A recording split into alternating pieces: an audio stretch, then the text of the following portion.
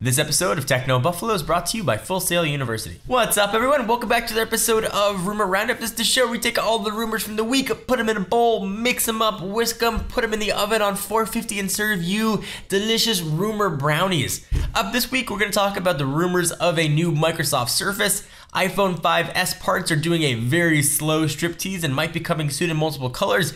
Galaxy S4 Mini shows its tiny head yet again. And HTC is saying no Nexus Edition 1 planned, but we might think otherwise. This is Rumor Roundup. Let's go ahead and start rounding them up.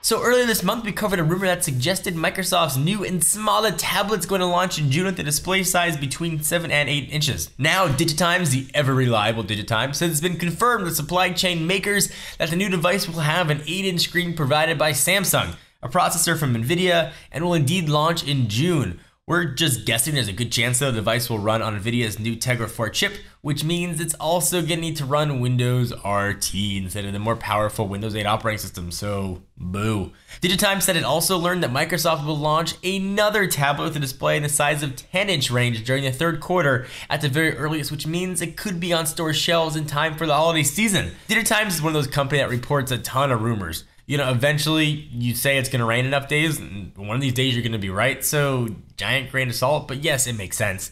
That'd be like me coming out and saying, Apple's exclusive story, Apple's going to release a new phone this year. And you're just like, yeah. No duh. So several new parts that are allegedly being used for the iPhone 5S spilled into the internet Thursday. Some parts include the motor assembly that's used to power the vibrating mechanism on the phone, a tweaked loudspeaker part, a Wi-Fi flex cable ribbon, and the SIM tray slots. Super exciting, I know. We can't really discern much from these leaked parts other than, as we've seen in the past, they suggested Apple is at least switching up the internal design of the iPhone for the next generation smartphone. The most compelling photos, however, are those of the SIM card trays. We see a brushed gunmetal color and another khaki color tray that are on par with rumors that Apple is going to launch the iPhone 5S in different colors.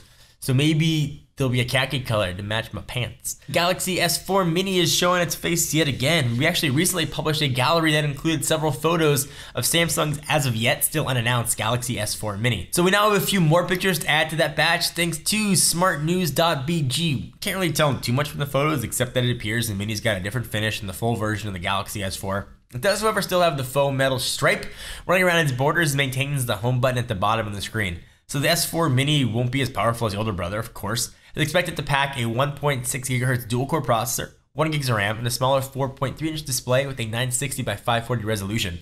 Latest rumors suggest though Samsung's going to unveil the S4 Mini sometime this month, although from many pictures we've seen of it, just released already. It reminds me of the Lumia 928, which we saw even in freaking ads before Nokia finally got around to releasing it. So hopefully Samsung's not going to fall in the same trap. So earlier this week at Google I/O, Samsung and Googs got together and released a totally unlocked and all awesome native Android version of the Galaxy S4, dubbed the Google Edition, running totally stock Android for $649. That again includes a unskinned, unadulterated version of Jables. That's what I call it, Jelly Bean. So several pundits wondered if this meant that HTC 2 might follow in similar footsteps and launch a pure Android device. However, it looks like it might not be the case if you believe what HTC says, and I quote, HTC is not currently planning on releasing a next edition of the HTC One in a email statement. What do you guys think? Do you want another phone that's sort of Nexused up? The Galaxy S4 with stock Android is sounding mighty appealing, but $650 is a lot of Skrilla.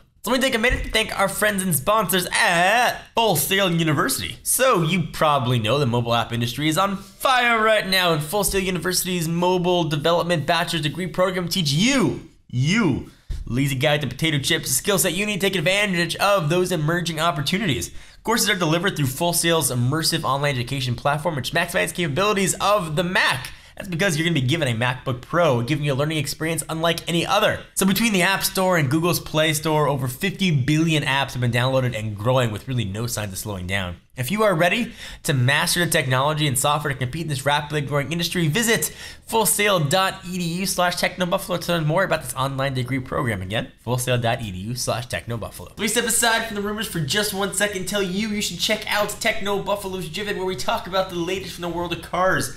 On this week's show, we are talking about freaking flying cars. If you want to see it, check out right here on Lucy's face, or link is going to be down below to check it out. Thank you guys for watching the episode of Rumor Roundup. I'm your host, John Rettinger. Please give this video a thumbs up. We most definitely appreciate it. Subscribe if you haven't yet. And of course, check us out at technobuffalo.com for the latest and greatest tech news. I am John Rettinger, and I'll see you in the next video.